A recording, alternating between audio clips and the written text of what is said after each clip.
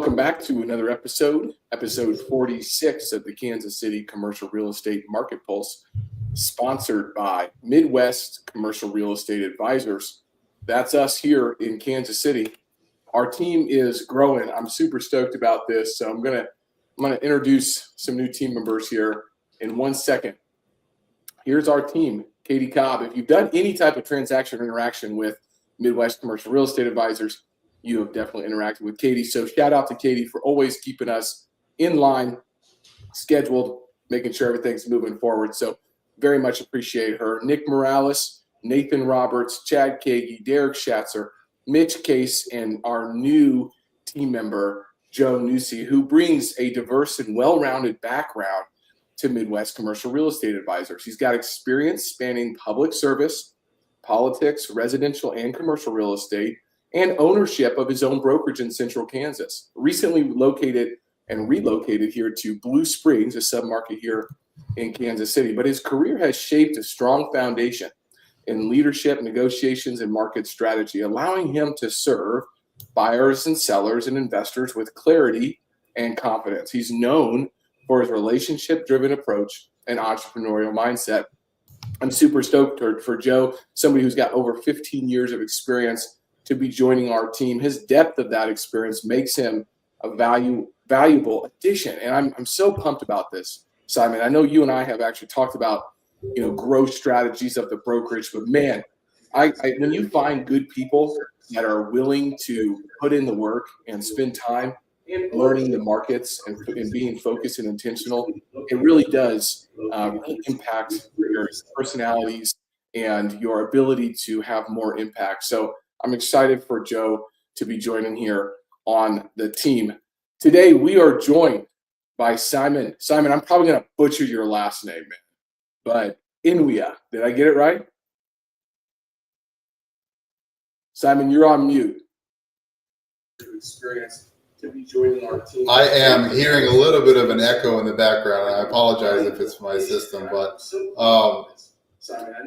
so yes, you got that right. Last name is Enwia. Okay. Well, as I give your introduction, I'll let you go back on mute. Maybe we can figure out some of the technical things on your end, because I'm hearing that as well. So I know that the listeners are hearing that as well. So let's get that figured out if we can. Just everybody, give us a few minutes. But while I do that, while Simon does that, I'm going to focus on getting an introduction done, as well as just handling a little bit of background information, right? So Simon is a CCIM, and if you're in commercial real estate, you know how hard that designation is to get. But he's an SRS, and I'll let him talk about that here as well. He's the CEO and Managing Broker of SENW, a full-service AI-enabled multi-state brokerage. He's licensed in Illinois, in Wisconsin, in Florida, Arizona, and California. Holy cow. And he's led high-value transactions across industrial, retail, multifamily, and mixed-use assets. He has a national focus on data center development. That's our focus today. It's going to be talking about data center, or DC, development and powered land, a newer asset class in commercial real estate.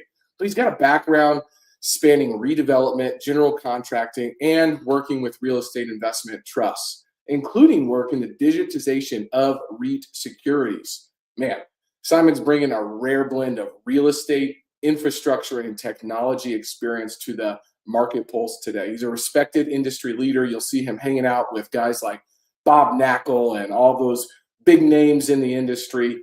And he serves on multiple boards. He mentors through CCIM.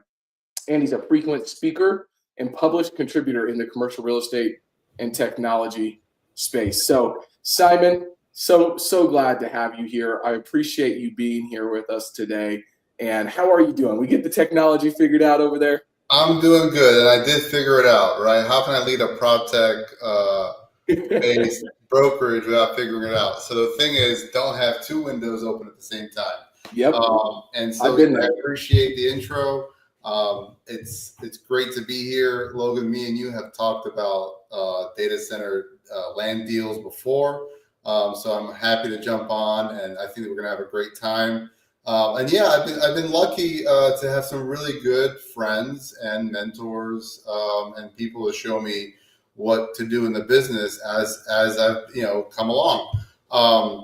I've met some really great people, people with an abundance mindset, not a scarcity mindset, and so that's really helped me because let's be honest, I came into the business knowing almost nothing, right? And so my background, my educational background, is definitely not in real estate or finance or business, and so. I got into real estate because I had to, not because I wanted to, because there was no jobs, and so I kind of had to build my own ship in many ways. But before we get started, I wanted to show everybody my new sweater in the Christmas season. So if you are Home Alone fans, I love that. Merry Christmas, Merry Christmas, you filthy animal. Yeah. So yesterday, Simon, I posted about this today actually on my LinkedIn.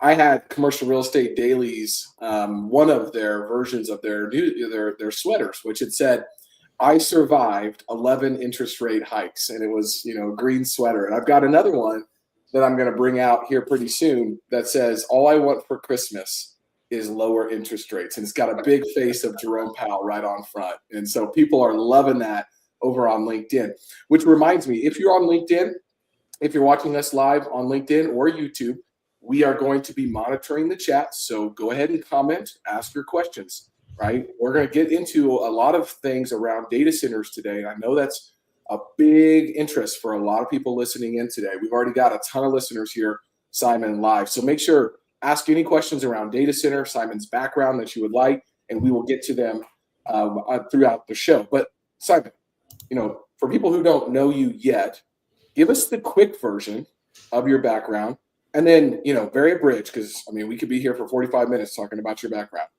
Yeah. But we also want to talk about how you ended up working with and on data centers, man. That's a very specific niche. That's a hot button. It is a very specific niche. So quick background, 2011 got into real estate investing because there was no jobs. So I would apply for 100 jobs. I get 2 interviews, and then this was a great recession at the time. And so I'd get 2 interviews, and basically they'd give the job to somebody with a lot of experience and pay them an entry-level salary. I think some people are maybe feeling that today also, the way some of the job sectors are around the country. So what I had to do was essentially find my own job or make my own job. And so I was able to borrow money from some family members. My wife's family, actually, was a fiance at the time. And it was $50,000. We ended up buying a condo, living in it, and then we ended up flipping it. Did that for a while. And then in 2016, got pretty good at it. And then created a development company and a redevelopment company, and it had its own brokerage and GC arm. And so got into building those out and renovating those, and then and building a portfolio. And then in 2017 and 2018, I was infatuated with this new technology, which was DLT or blockchain technology, and essentially started a REIT management and REIT technology company where we digitized REIT shares. We were really early at the time, and so the SEC didn't qualify digital securities for years after that, with the first one being STX or Blockstack many years later. But so we ended up shutting that down. But what that ended up doing for me was it gave me a perspective in real estate that I didn't have before, and that was the institutional side. And so learning about institutions, learning about REITs, inside out, and being one of the first in the world to come up with a digital security for REITs and private REITs. Well, it was, there was no one to tell me you're making a mistake because no one did it, no one had done it before.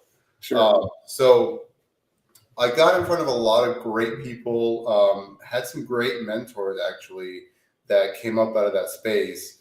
Some that at the time had done the biggest portfolio deals in the world. One was Equity Office. and he passed. But Richard Kincaid, he was a great guy that we would be able to talk to and have breakfast with once a month, and so that was a big help to me.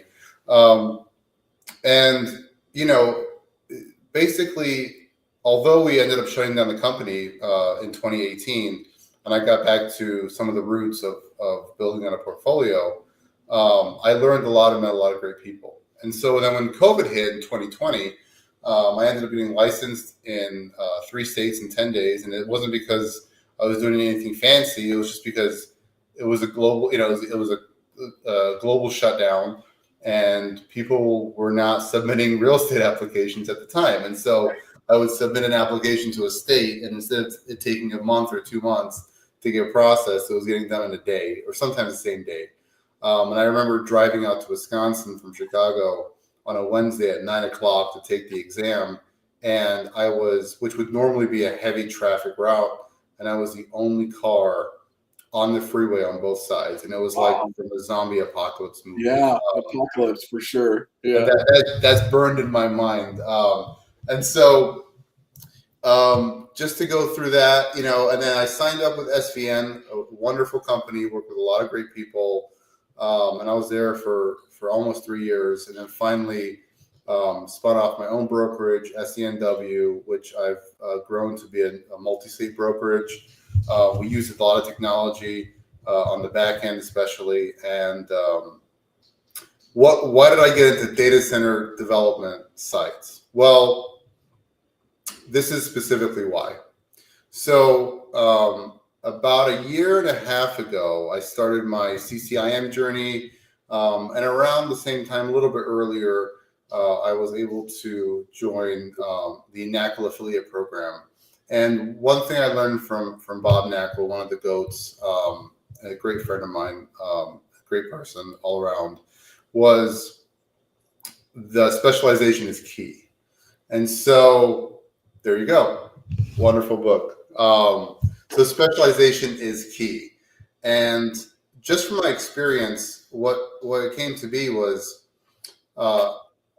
my love for technology and my love for real estate was combined in essentially data centers, because I understand them. I was the guy building, crypto miners with video cards years ago, right? I was the one looking at different technologies and how they're going to affect, especially in prop tech, how they're going to affect real estate. And so it was a natural kind of transition for me to get into this specialty. It's obviously not done by many people. The barrier of entry is really high. The barrier of knowledge is really high. The players in the industry are mainly Fortune companies, as well as large developers. And so, between my understanding of institutions, between my understanding of technology, and then learning the process over the past year and a half, a few months ago, I was actually sitting at a bar in Chicago after the C5 conference with Bob and Rod Santomassimo and Vince Santomassimo. And we were talking, and we were talking about specialization. And they said, what do you want to do? I said, I'm a generalist and I hate it. And so I said, I'm going to specialize in this. And so that was one of the turning points to go from, hey, I have these data center development sites that I'm selling, and now I'm going to say no more to other listings. Now, I'm not going to leave my clients high and dry. And so as I'm building SENW and adding more great people to the team, I am able to, hand off those listings and give them to the right people, that can do the right job. So absolutely. That's how I ended up. That's the short story, and that's how I ended up specializing in DC dev sites. Yeah, well, with the intersection of real estate, power, and your technology background, and currently, this is our first listener question that I'm going to get to in a second. The market timing of this, which could be, very unique right now, which I'm going to have you speak to, that makes a lot of sense, right? I mean, there's explosive demand from the cloud, from AI, from hyperscalers, from streaming and enterprise IT. And so, I think that your experience with the blockchain and digitization of real estate and technology companies is a natural progression into that specific space. Our first listener question, though, is all around, if you're in the industry right now as a commercial real estate broker and a practitioner, an agent, is it a good time to start trying to specialize in data centers, right? I mean, where are we at? Is this the beginning? Are we in the middle? I mean, so where are we at? I mean, look, they've been around for decades, right? One of the people that we talked to together, if you remember the client that we had a conversation with, he's former Google, right? And he was one of the first that built the data center over in Dublin, across the pond. So all those fiber cables that run through, they start over there in Ireland, and they basically go out through Europe. So they've been around for a long time. If anybody remembers the DVRs, right? So if you have Comcast or Xfinity or Cox or any kind of, or Century, you remember those DVRs. And so those are basically data centers. I mean, they're the early, and they're still used, but those are basically data centers that would push the audio and video right into your home. So where are we in that cycle? I would say if you compare this to the iPhone, we're on the iPhone 3GS, right? Okay. Or the 3G. We're on the iPhone 17 now. So we have a long way to go. I will say this, unlike Apple, which gets a new phone every year, the AI space, which is pushing the data center developments, is reinventing itself basically every 2 months, right? So you're seeing huge scaling on the AI side every 2 months. If you can think about what you've done using AI today versus what you did with AI a year ago versus what you did with it 2 years ago, it's a big, big difference. To answer the question, yes, it's a good time. Vacancy for data centers is about 1.3% nationally. So if you think about that, there's a whole load of demand, and it's not stopping anytime soon.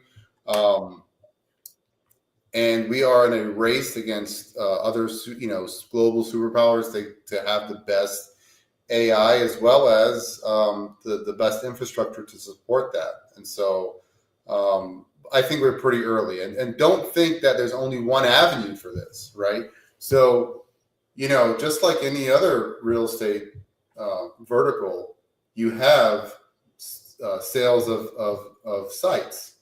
You have purchases of sites. Right. You have triple net leases, multi-tenant, single tenant that need to be sold. You have leases themselves, tenant rep, buyer, tenant rep or landlord rep. And so there's a whole, there's a lot of things that you can do in the data center specific areas of the business. So I definitely recommend going into it if it's going to be a specialty. I wouldn't dabble, because dabbling in this is very dangerous. It could cost you and your client a lot of time and money, and put them in a bad position. So I would specialize and not dabble. Yeah, it makes a lot of sense. I mean, at the most basic level, right? How would you explain what a data center actually is to someone who's never stepped inside one, right? Like, what are we talking about here? So, yeah, good question. Okay, so, and I think this is really important for, and I put this as number 2 on my list of top 10 items that's needed for a data center. And number 2 is community. And so it really means that you have to understand what a data center is, right? Am I going to be living near one and get a ton of radiation and grow 3 eyeballs, right? What is a data center? Essentially, they're computing racks that go into industrial style buildings or industrial buildings that are cooled properly, that have good ventilation, that are secure, that have a lot of power because there's a lot of power requirements, and that use a decent amount of water, and that have also wastewater treatment, whether that's through the municipality or their own sites, or a combination of both. Now, before I get into the nitty gritty of some of the water, wastewater, air-cooled or hybrid modes, which are probably better suited for an engineer anyway. But so what is data center? It's basically a big industrial building that has a lot of computers that if you do something on your phone, it's what's powering that device. Got it. Yeah, we got another listener question in. They're hearing all this news about GPUs and all these GPUs. Can you explain? Is that what's going inside of these units, and what the heck is a GPU? Yeah, so a GPU is basically a graphics card, right?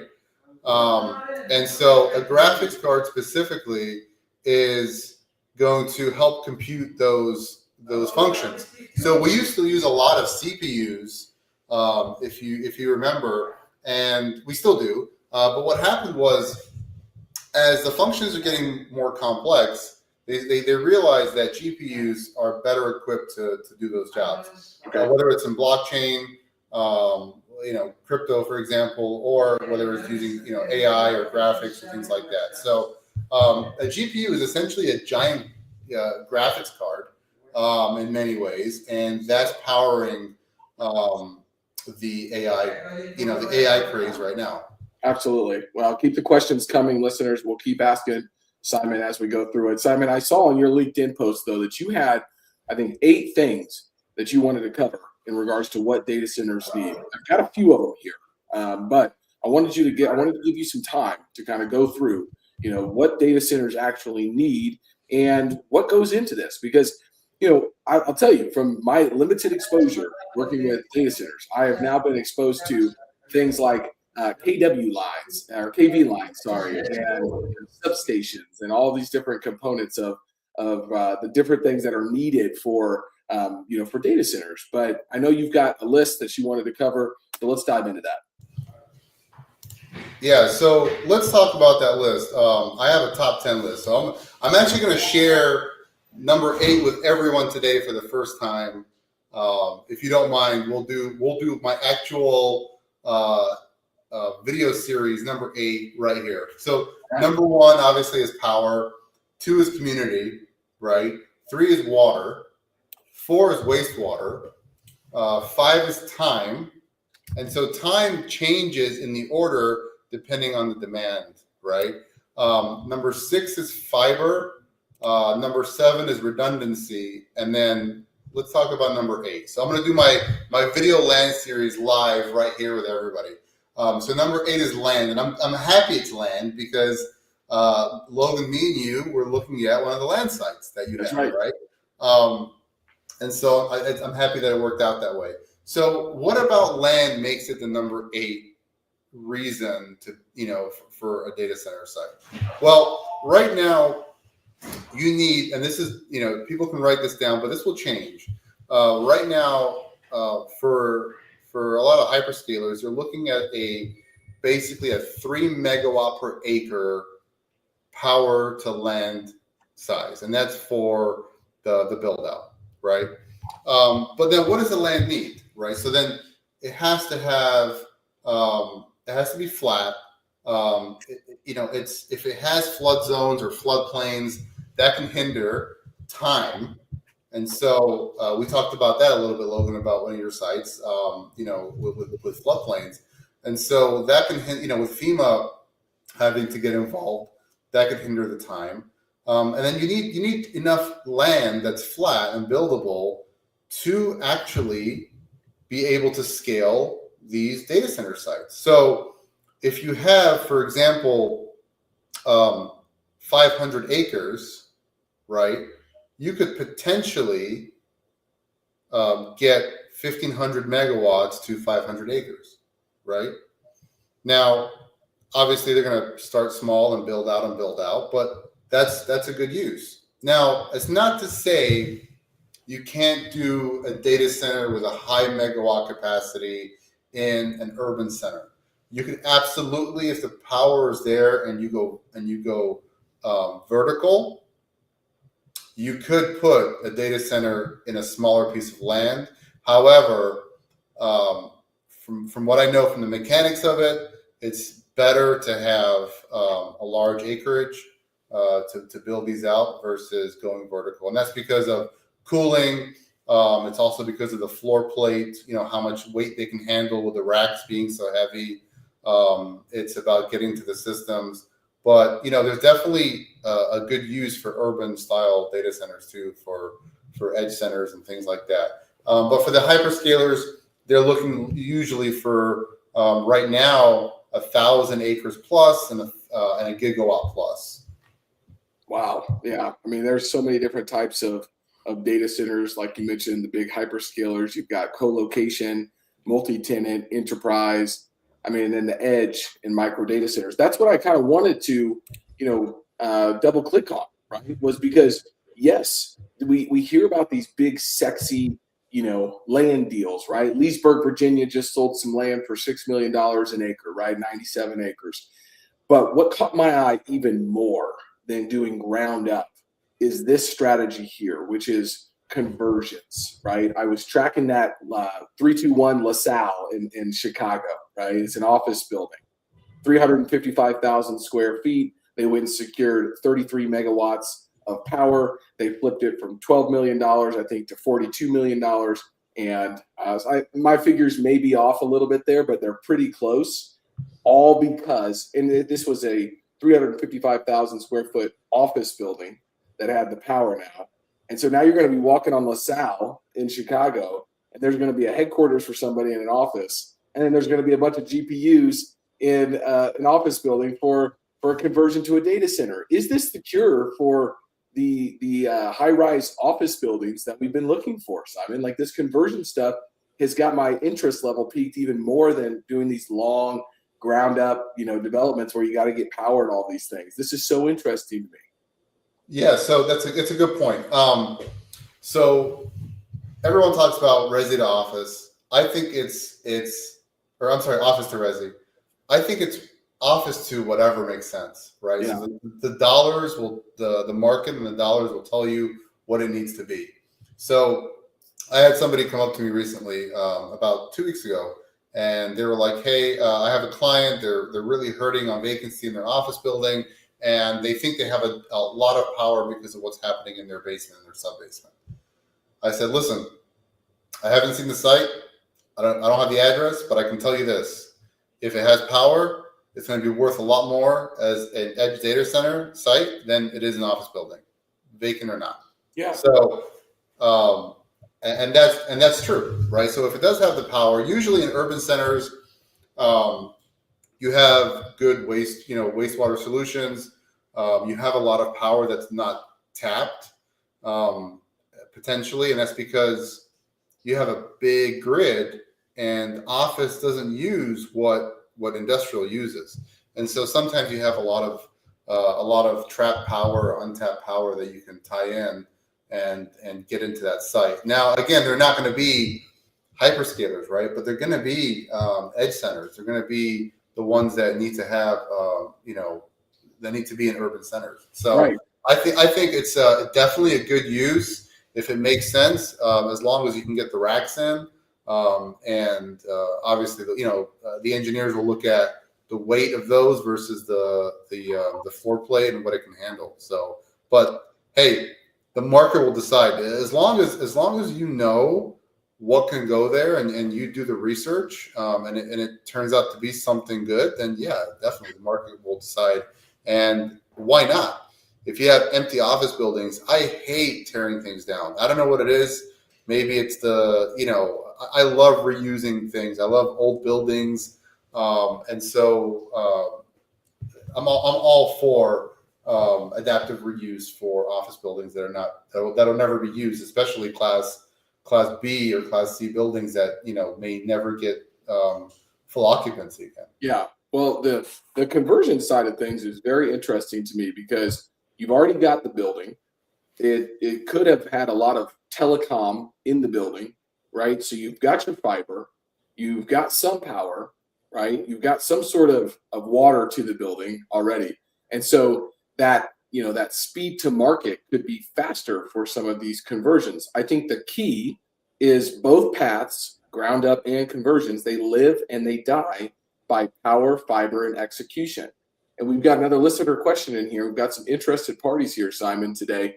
They're saying, okay, well, if we're talking about conversions, like what's the first thing that they need to go evaluate? Well, it's probably power, right? Like that's the answer. So how the heck do you target specific properties or even find out the power allocation to a building like this, right? I mean, that's the question Yeah. that I think is being asked here.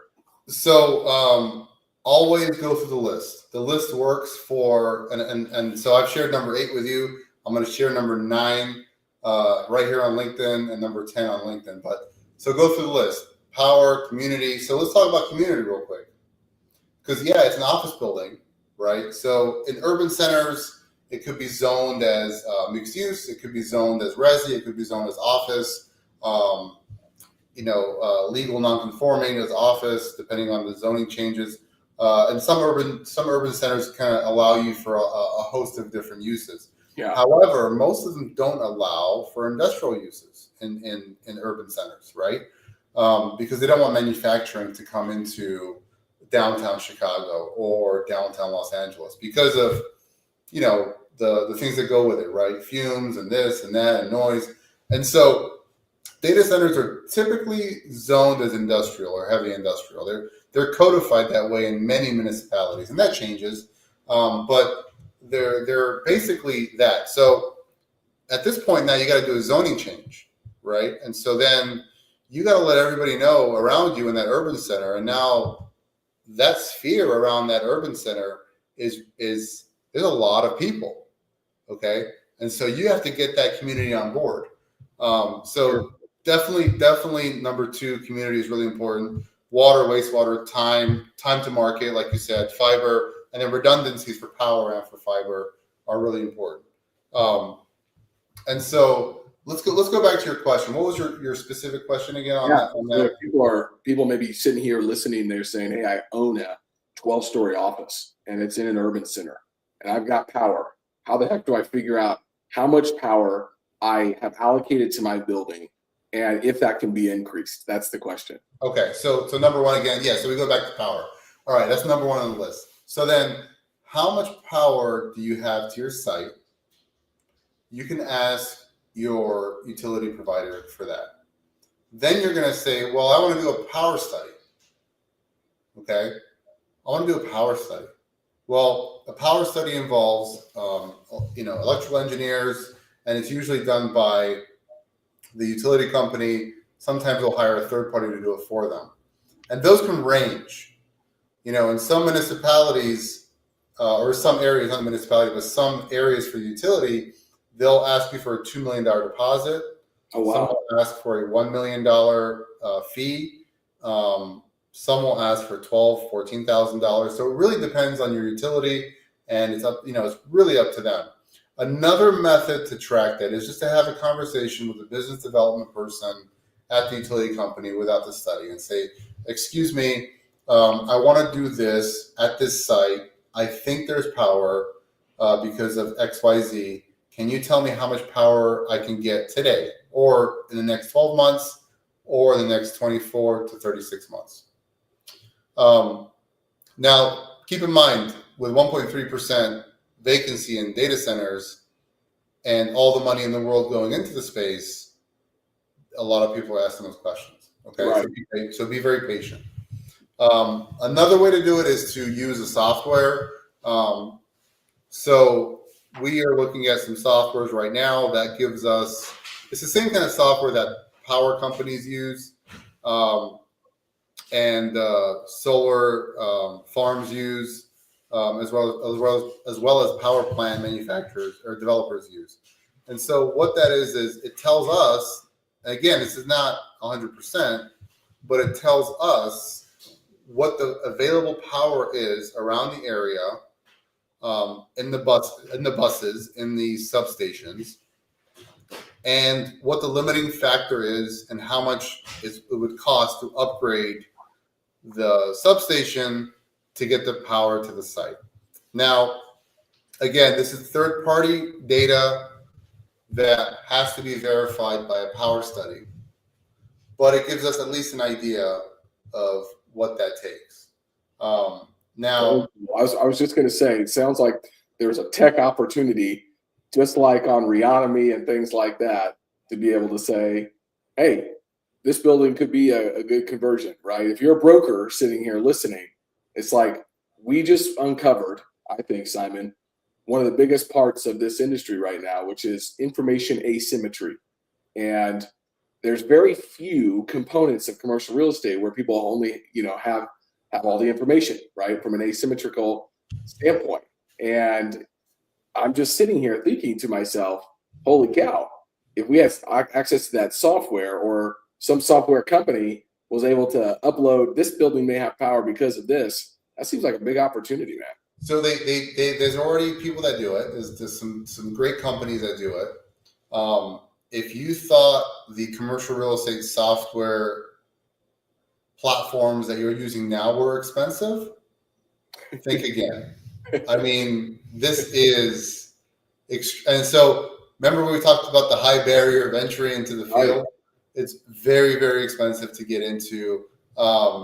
Now, in the past, I have a SWAT team that I've developed, and a SWAT team came from an idea that Bob Knackel had that he uses. And so I got all the best people that do different jobs in data centers and data center developments. And so I've used that SWAT team to kind of help me facilitate and figure out what sites are good to use, or sites are good. And they use me for the real estate portion of the SWAT team, right? And so how will you know? Well, if you don't use these softwares, which are, again, a third party, they're not going to be exactly what you're looking at. You have to talk to your utility company, or do a power study, or talk to a specialist broker like myself that deals in data center development sites, and we can figure out what kind of power your site has. And then beyond that, there's no insider trading in real estate. How do we get a big banner that says no insider trading in real estate? Okay, this is what I mean by that. If so the software and the utility companies, they are only figuring out what's available around their area in the system, okay? But if you know a solar farm is coming next door, or if you know that a power plant is being started back up, right? There's no insider trading in real estate. So if you know a power plant is being started back up, let's say it's an old nuclear plant, an old coal plant, or the life is being extended, and there's a huge swath of farmland right next door, that on the software and at the utility company may seem like this is not going to happen. We don't have the available power here on paper on this most recent study, but it's coming. Hey, if it meets the list and you're able to buy that land, that's a good. Or if you own that land, that's a good piece of land to have in the coming years because of what's happening, right? And so I think people have to be smart, just like anything. But if you know what you're doing, it's a great industry to be in. But there's a lot of components to it. Yeah, so absolutely. I hope that was a long way to answer the question. How do I know if I have power or not? Yeah. So the way that I think about this is I love that the riches are in the niches, and the blue ocean strategy has shown us all and taught us all that when there is a high barrier of entry, there's lower competition, there's an opportunity there to be exploited and to be a specialist and create true value, right? There's a reason I don't really focus on doing multifamily brokerage in Kansas City, because I have defined my lucrative niche. I have gone through and I've looked at the last 2 to 5 years worth of sales data. I know that there is a lot of commercial real estate brokers specializing in that specific space. So there's a reason that I kind of play outside of that, right? Give me the weird, the hard, the challenging. Like, let me go find that needle in the haystack. I like to compete. I like to find those opportunities. And what the last 10 minutes just showed me, man, my wheels just spinning, is that this right here is that opportunity, because most people just checked out. They said, yep, too expensive, too hard, can't figure it out.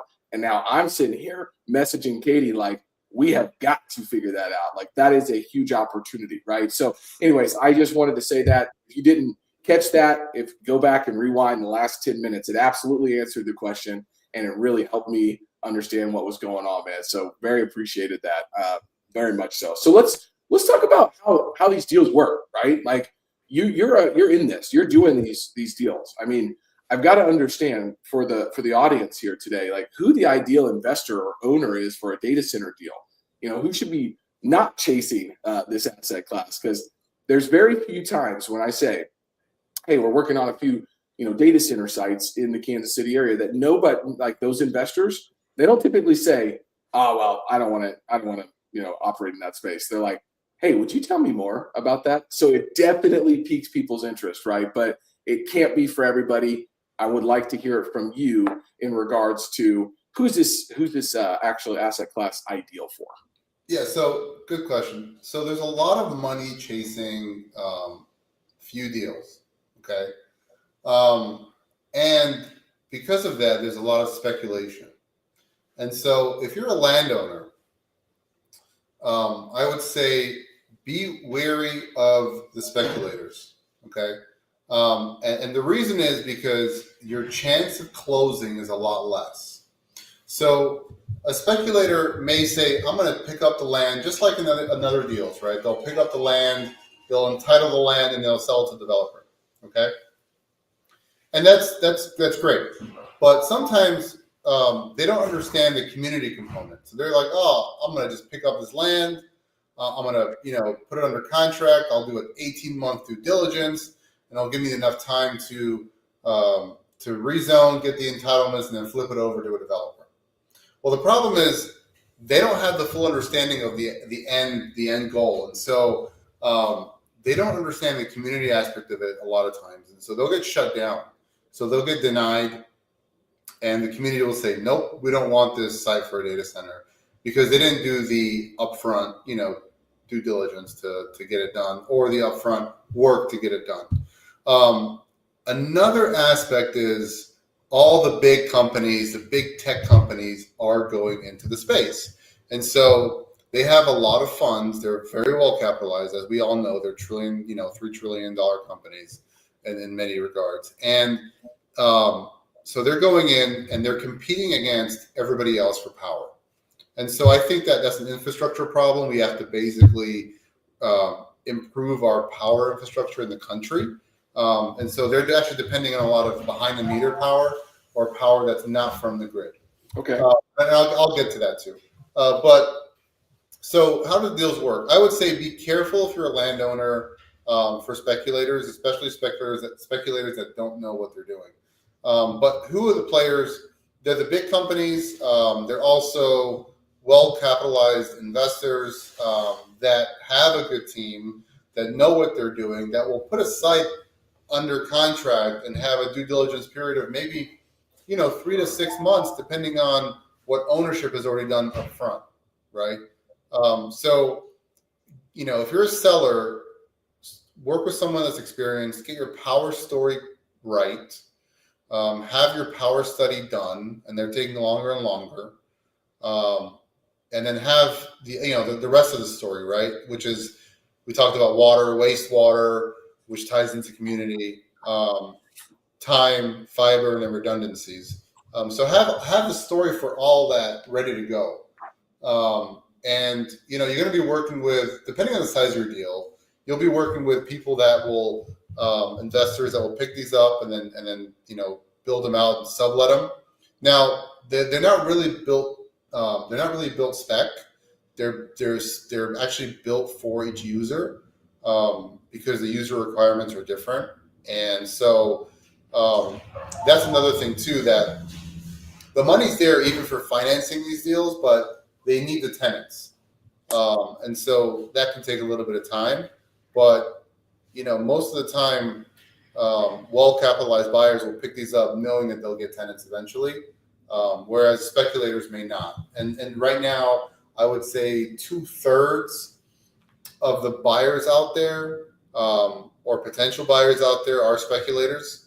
So again, work with a good team, And then if they are coming in as speculators, that's fine too. But talk to your agent and see if perhaps a very high earnest money deposit is required, or if it's a short-term due diligence period. So okay, yeah, makes a lot of sense to me. Well, right before we get to my favorite section, which is quick takes with Simon, I'd like to talk about the Midwest, right? And you're not only licensed in the Midwest, you're licensed down in Florida and in Arizona and in Wisconsin as well. But from a Midwestern standpoint, from a national perspective, are you seeing folks or these end users really targeting specific geographic locations? And if so, is the Midwest one of those that they're focusing on? So good question. Okay. I work with some of the biggest names, thankfully, and that's nice. And I work with other investors too. But some of the bigger names are actually not looking at the Midwest. They have that covered. I will say that Chicagoland area, Illinois, has some of the highest amount of data centers around the country.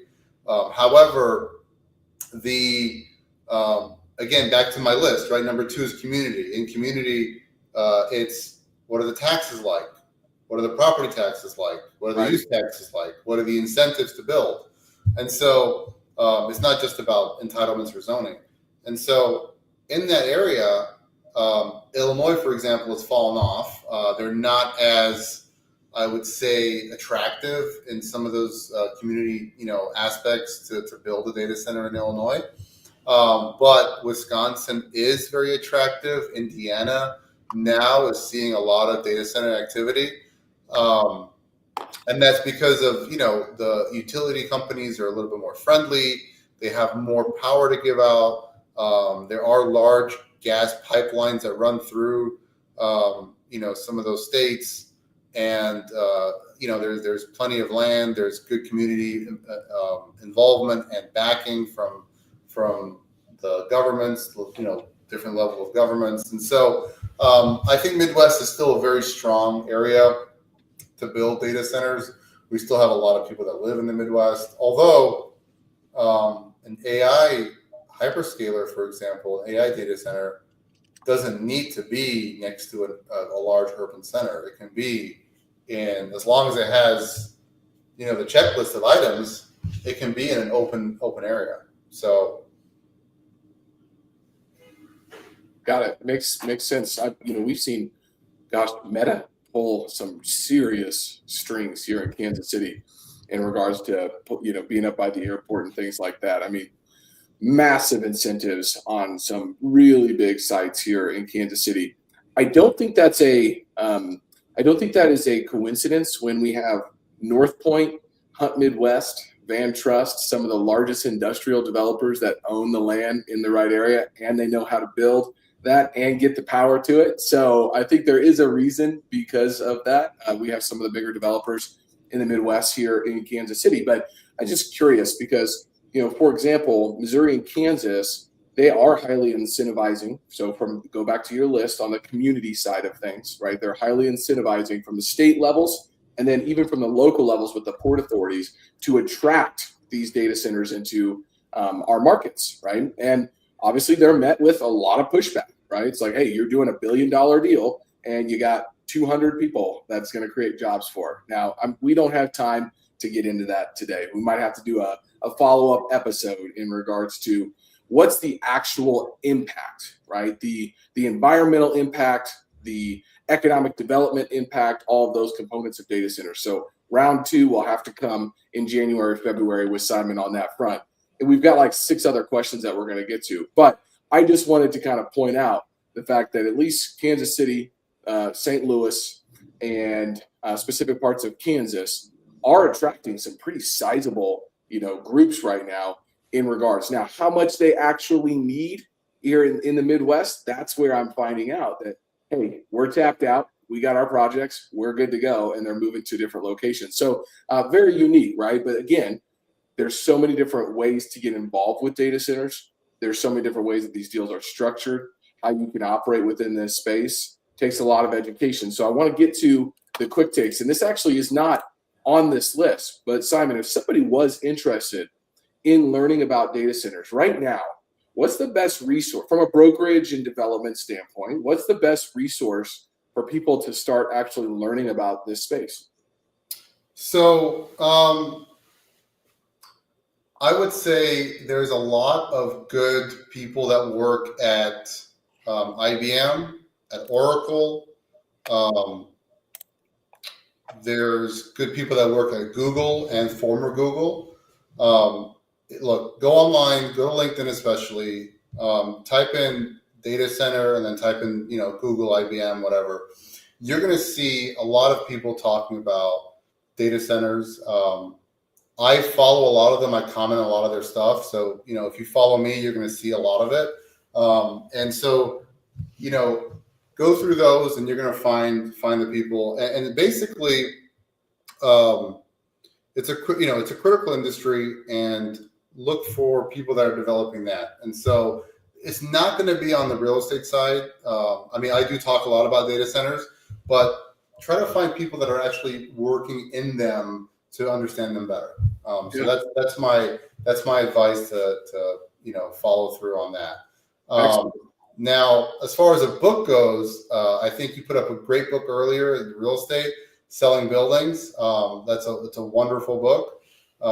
And so definitely look at that. Podcast, we just had a great podcast, Commercially Speaking, with Bo Barron and Timmy Barron, my former instructor at CCIM and a great friend. So definitely check out that podcast. We dived in for, I think the podcast is like 2 hours long, but we were there for 3 hours plus. And it was great fun. And we talked a lot about data centers. So definitely jump into that. What best advice for someone interested in getting into data centers? I think learn. Try to shadow someone, get a mentor that does, works in the space. Talk to people that work in the data center side, maybe not the real estate side because they won't know, about the real estate so much, but, talk to people in data centers to learn more about them. And then try to shadow or get a mentor that is specifically in that niche. Now, there's not many. I know of one other that does what I do as a specialty. And so there's definitely not many. Yeah, I've got to meet a few off of LinkedIn.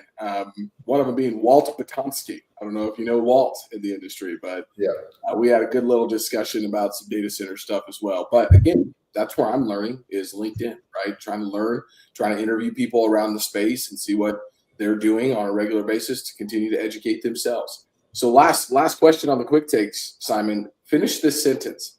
I see data centers going blank in the next 10 years. What's this look like? I see data centers going bigger in the next 10 years. Wow. Yeah. And let me tell you why. The reason is because I stayed up last night till 1:30 in the morning. And what was I doing? So I run a company. I have 2 full stack developers that work at SENW, right? Not many small brokerages have full stack developers. Maybe some don't have any at all.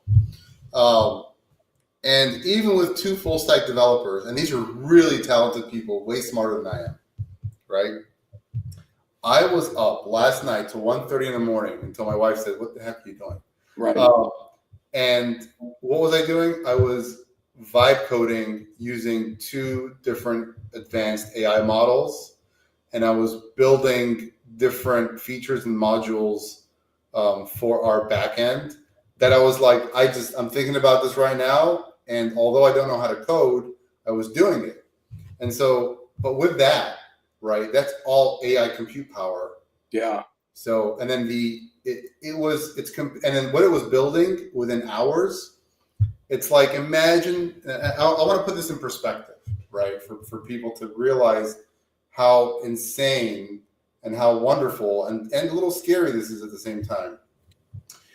It's the comparative of walking up to an empty lot and waving your hand and saying, "Build me a house," going to get lunch and coming back, and that house is framed up, the outside is done, and now you just have to go inside, paint, and put up some drywall, right? Or put up some drywall and paint.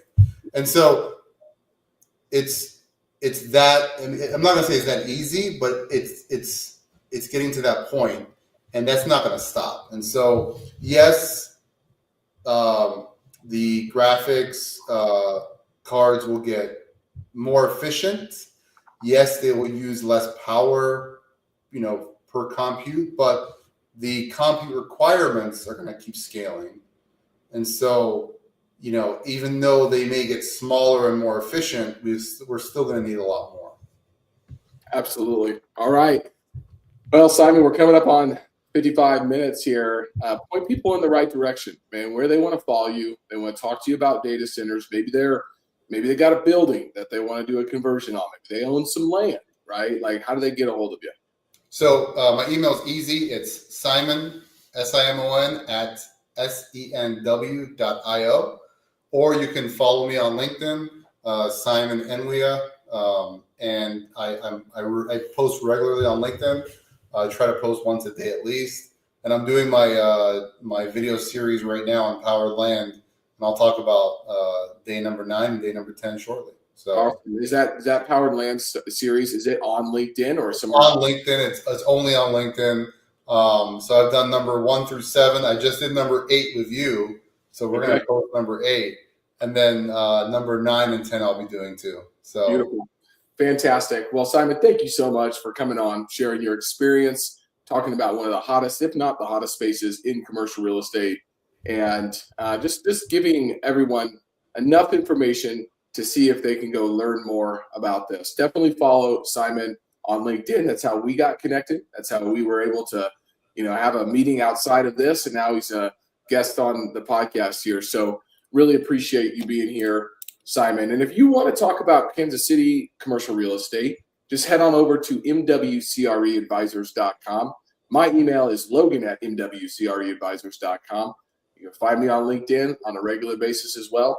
This has been episode 46 of the Kansas City Commercial Real Estate Market Pulse. Got some big things coming for 2026. Very excited about that. So stay tuned, and we'll be here again, actually, this Friday. We've got a double up episode week this week. So we're going to end this year coming up this Friday. So super stoked about that. See you guys then. Simon, thanks for being here. Logan, thank you so much for having me on the show. Merry Christmas. Have a wonderful New Year.